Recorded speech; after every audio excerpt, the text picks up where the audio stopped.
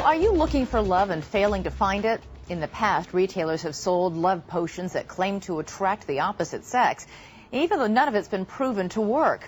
So we were curious about the new batch of potions with the secret ingredient pheromones. They're in some of the new Christmas fragrances, but do they work? Bill Ritter did a little experiment to see if they're too good to be true. They are identical twins, 23-year-olds Sarah and Bridget. They're getting ready to go out to answer a question. Can you make yourself more attractive just by using an over-the-counter chemical that's peddled as something of a love potion? Another set of identical twins is also helping us, 25-year-olds Dave and Paul. They check their hair and put on some scent that we've given them. Both sets of twins meet up later and head to their final destination, a bar in downtown New York City. Welcome to New York Easy Dates speed dating event. Woohoo! Is this your first time doing this? Or? The twins have volunteered to participate in a 2020 experiment. Jim, nice to meet you. I'm Sarah. A speed dating experiment to help us find out if these chemicals, called pheromones, actually work. That's where I'm at right now. Exactly. Pheromones are natural and odorless. Many animals secrete them to attract mates. But pheromones are also synthesized and marketed for humans. And if you believe the package label, they enhance sexual attractiveness. Now, pheromones have been around for years. But now, new studies and new claims make pheromones hotter than ever. Paris Hilton knows they're hot. She added them to her latest perfume. And leading perfume manufacturers are now pouring big bucks into pheromone research. But the debate remains. Do pheromones really work, or is this all just hype? Some of us have a receptor for Some scientists remain skeptical that human pheromones even exist. You would say, we just don't know. Maybe just the idea of knowing that you're wearing this stuff will help. There's certainly always going to be a very strong placebo effect in these sorts of things. Dr. Stuart Firestein studies the science of smell at Columbia University. He says even if synthesized pheromones do work, they're not likely to create an attraction all by themselves. We use all sorts of cues. And that certainly a pheromone alone is unlikely, in my opinion, to do it. It's part of a whole package. And that's where our identical twins come in, because with them, the whole package is the same. What happens to one should happen to the other. So what do you expect to happen tonight? In the back of your head, you're thinking, yeah, this is, if this stuff really works, then, Right, I'm wearing the secret formula. Exactly. Like nobody else has this. Right. For our experiment, we gave all the twins a scent, but only one twin in each set got the scent with Dr. Cutler's pheromones mixed in, and we didn't tell them who had this secret weapon.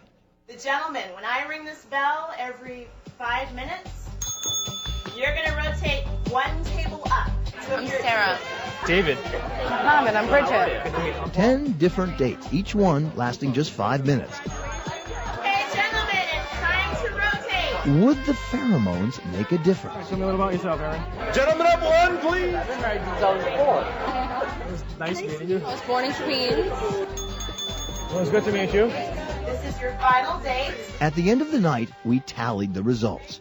Of the 10 dates, 9 men wanted to see Sarah again, but Bridget attracted just 5. As for the male twins, Dave got 10 women interested in him. Paul had only 6. So who was wearing the pheromones? Of course. Sarah and Dave, the two who scored better. Oh, yeah, I know what you're thinking. Why would attractive 20-somethings even need pheromones? After all, it's those of us who are no longer in our 20s who could probably use a little help. And exactly what role might pheromones play in a world where desperate housewives no longer settle for middle-aged dowdiness? You tell I'm not wearing any underwear? So to see if pheromones work on middle-aged women, we enlisted the help of Kathleen and Lisa Ann, both over 40, both still single. Lisa Ann is a newspaper reporter, and she was excited to find out if this would work. I do get attention, and I do have some dates, but I do not have a committed relationship, which I would like to have. Kathleen calls herself New York's Lady Barber, and she says she's never had any trouble meeting men, but... I'm one of 8 kids, and when I go home to my families for Christmas, everyone's married with kids except me. I just would love to have a boyfriend for Christmas this year. Now, see, I'm going to cry. This is so pathetic. So Kathleen and Lisa Ann agreed to wear the pheromones every day and keep a video diary. Hi, this is Kathleen Giordano reporting for pheromone duty. I'm getting lots more attention on the street, so I have to assume that the pheromones are working. I'm wondering if I'm seeing any changes. Only subtle so far. Don't have men falling over me yet. Crossing 2nd Avenue this evening. 3 guys, 3 friends, walking abreast crossing the avenue said, "Oh my God, you are so beautiful." I'm still not noticing a whole lot of action.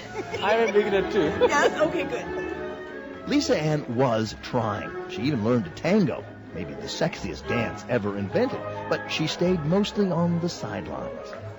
1 month into the experiment, Kathleen and Lisa Ann got together to compare notes. Kathleen was dating 3 to 4 times a week, more than ever. He said, "What are you doing Saturday?" I said, "I have no plans." He said, "You do now." Oh,